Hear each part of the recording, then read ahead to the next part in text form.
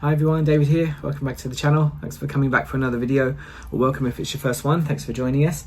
How are you doing? I'm doing okay. It's really cold in Osaka. It's the middle of winter, so I hope you're doing better than me. But today I'm going to be giving you some travel advice. I want to talk to you about some interesting places in Kansai that maybe you haven't visited before. I know there's a lot of famous places in Kansai: Osaka, Kyoto, Nara, Kobe, and so on, that are kind of the A list. But I want to go a little bit further down that list and give you 5 recommendations for some one-day trips that you can take from Osaka or from neighbouring cities fairly easily. I'm going to go through 5 prefectures, and yeah, I'll tell you how to get there, how much it costs, what you can do, and yeah, that's it really. So please like this video, please subscribe to the channel, leave a comment or a question, I'll help you out, and share this channel to anyone who needs some ideas about visiting Japan. I'll hopefully come up with some more ideas for them, and also I have lots of other tourist information videos on here. So there we go, let's get straight into the first one. I've got my notes down here, so hopefully I can remember. First one is Himeji. Himeji is in Hyogo Prefecture to the west of Osaka, famous for its beautiful castle, Himeji Castle, which is a World Heritage Site.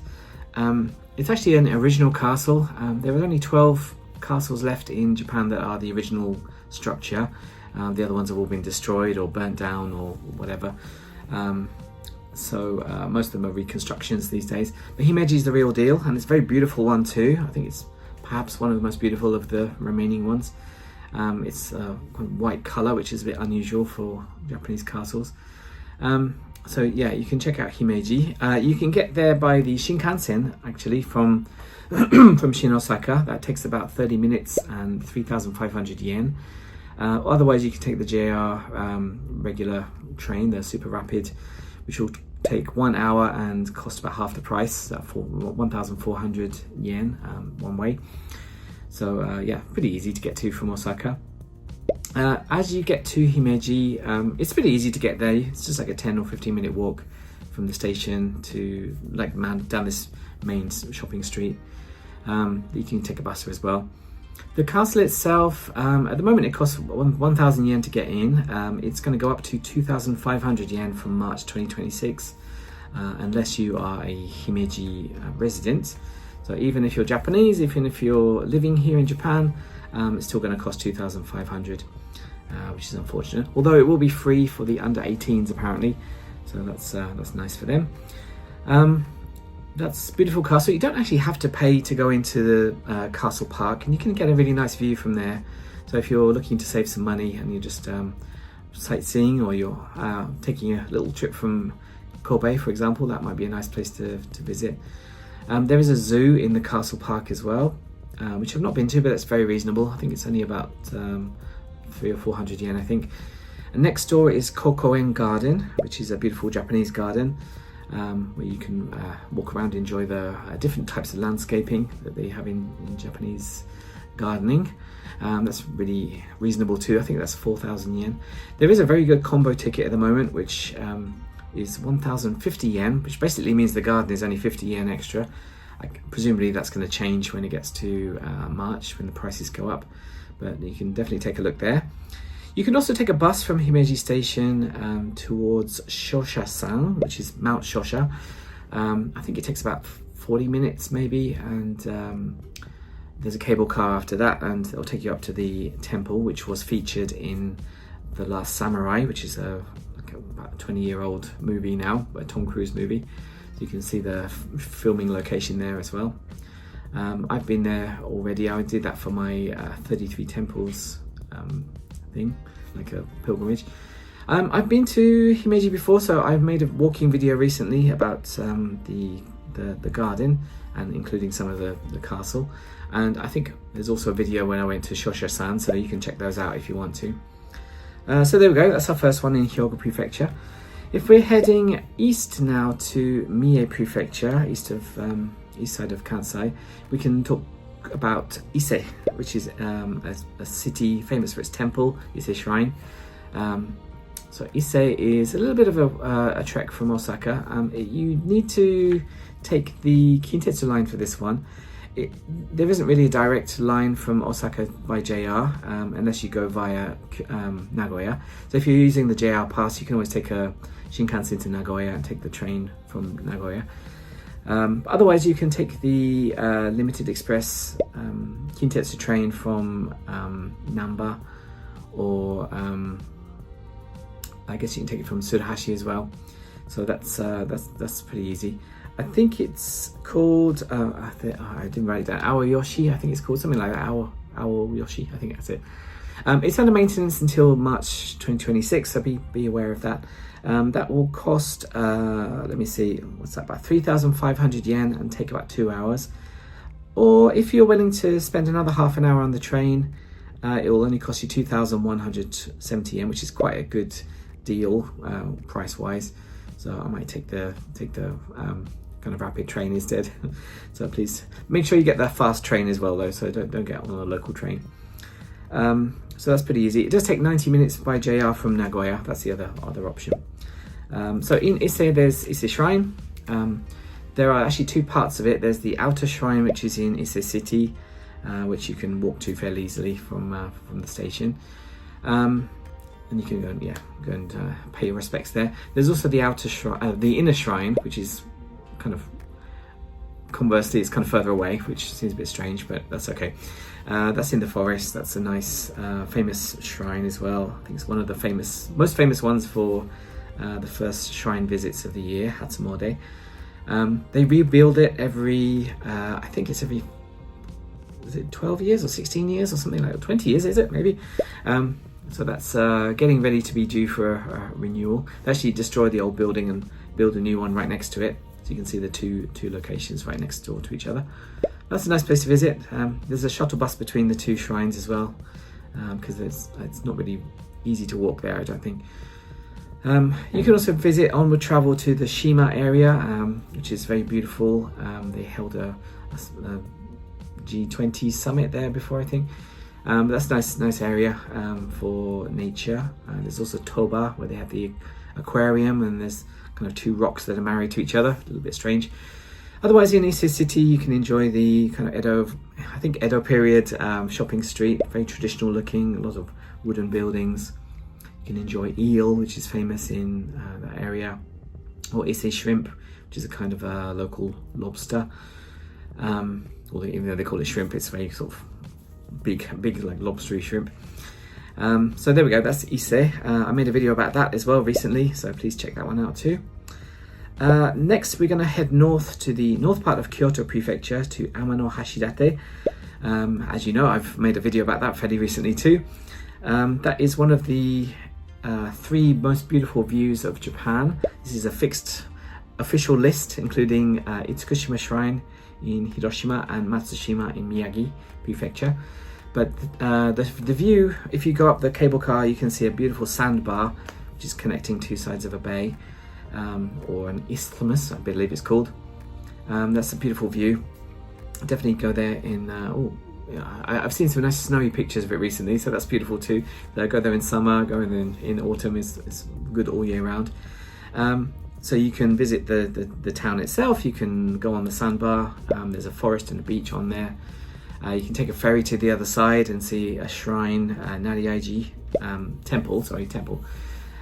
Just kind of do touristy things and kind of potter around.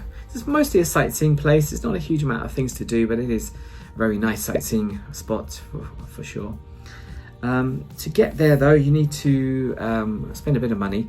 Now there are 2 options. By train, you can take the JR Limited Express Konotori train to Fukuchiyama Station, and then take the Kyoto Tango line onwards to Amano Hashidate. You can't get there directly by JR, but you can use the Kyoto Tango line instead.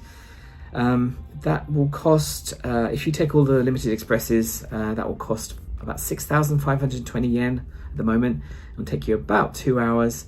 Otherwise, you can take a slightly easier route, and the Kyoto Tango, take the regular train, and that will cost about 5,000 yen, all said and done, one way. So that'll take about 2.5 hours for that one. Now that all seems like a lot, doesn't it? But you can also get the bus, which will run, the Hankyu bus, which will take you from Umeda It takes about 2.5 hours again, and it will only cost you 3,200 yen. So definitely check that out if you're looking to cut costs. And it's very convenient as well. You can just take a round trip ticket for double the price. So that's Amano Hashidate. Definitely check out one of the beautiful views of Japan. Now let's stay kind of in that zone. If we go a bit further south in Shiga Prefecture, which is home to Lake Biwa, which is Japan's largest lake, you can visit a few different places. One of them is Hikone Castle, Hikone City. Hikone Castle is another one of the original castles, one of the few. A lot smaller than Himeji though, so you can walk around there. I think it costs about 1,000 yen to get into that as well. You can just walk around and meet Hikonyan, which is the kind of samurai cat mascot. It's very cute. So you can go and take a look at Himeji Castle. Not Himeji, Hikone Castle. It's a nice town to walk around. There's not a huge amount to do, but you can take a bus to the ferry terminal and take a ferry. I think that's a 3,000 yen round trip to Chikubujima, which I haven't made a video yet, but it's coming very soon. There's a temple on there too, very interesting island temple. So that's an option from Hikone. Or you can go 20 minutes up the JR line to Nagahama station, which has a lot of kind of mini tourist attractions. There's Nagahama Castle too, which is not original, but it does have a view of Lake Biwa, which is very nice. There are lots of just little activities. There's a shrine there, nice shopping streets, like old-fashioned shopping streets. It's very nice for Instagram, I think. And also there's an action figure museum there too, which is very nice. You can get some kind of combo attraction ticket, which will give you discounts everywhere.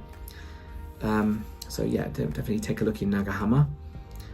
Also around that area, I think that's maybe south of Hikone, so you'll get there first. It's Omi Hachiman. Again, more temples there, but you can also enjoy the canals there. It's an old kind of merchant village. So that's a nice place to visit too if you've got a bit of extra time. Okay, so that's Shiga Prefecture. So it takes about 80 minutes, I think, from JR, so 90 minutes maybe from JR Osaka to Hikone, and then another 20 minutes to Nagahama. That costs 2,000 yen one-way trip to Hikone, only another 200 yen for Nagahama. So that's a pretty easy, straightforward way to get there anyway, so I definitely recommend those in Shiga. Finally, I want to take you to one of my favorite ones, which is called Koyasan. I've made a walking video about Koyasan before, but I haven't done a tour one. Koyasan is a World Heritage Site, I think, as well, in Wakayama Prefecture to the south of Osaka. You can't really get there by JR, but you can get there by the Nankai trains, the Koya line, obviously, it's named after Koyasan. If you get there, you then have to take a cable car up to the top, and then take a bus to like the main town, and you can basically walk around Koyasan. It's very walkable. It's famous for its various temples. There is, I forgot the name of all of them. There's Kongo-san, which is a nice pagoda. There is Okunoin, which is the most famous, the most inner shrine, or inner temple, I'm not sure. That's surrounded by forest, and there's I think Japan's oldest graveyard is there too, which doesn't sound like much of an attraction, but it is really nice to walk through there. You might get snow depending on the weather, of course. I've walked there in the snow before. That's quite nice, and it's just a nice place to walk around really, and just relax and get the mountain air, cool down a bit in the summer, and yeah, I definitely recommend Koyasan. Now there are bundle tickets on Nankai, which includes round-trip travel, the cable car, and a bus pass as well, unlimited bus pass, which is valid for 2 days as well, which is very good. They are really pushing the digital tickets for that one because just I don't be more eco-friendly. So if you get the digital ticket, there is a limited express version, which will take 80 minutes from Namba and cost you 3,690 yen, which is a pretty good deal actually for what it includes. That's the round trip. You can get the regular one for 3,140 yen at the moment, which will take slightly longer. It takes about 100 minutes, which is about an hour and 40 minutes, excuse me, from Namba 2. So like I said, that costs that lasts for 2 days. So if you're planning to stay in Koyasan, I think it's a Shojin Ryori, which is the monk's food, is famous there if you stay at the temple. I haven't managed to get in there yet because of budgets and time, and it's actually quite difficult to book because it's getting popular. But definitely go to Koyasan. That's definitely my favorite one to recommend, and I'm going to go there fairly soon, I think, to make a video about that. So there we go. That's the 5 recommendations from 5 different prefectures. Fairly easy round trip, day trips as well. So I recommend that if you're looking to fill in some gaps in your itinerary. So I hope that was useful. Please let me know in the comments if you have any questions, or if you just want to show your appreciation. Do you have any recommendations for day trips? I'd like to know too. I might even make another video if there's enough other day trips we can recommend. Please like this video, subscribe to the channel, share this channel, that would help me a lot. Leave me a super like, that will help me keep the lights on by giving me a little tip for all that money I've saved you. Usually you need a tour guide for this sort of thing. So enjoy your travels, and I'll see you in another video. Check out the other videos too, and they're in this playlist, the same playlist I think, about travels in Japan. And I'll see you next time. Take care, bye bye.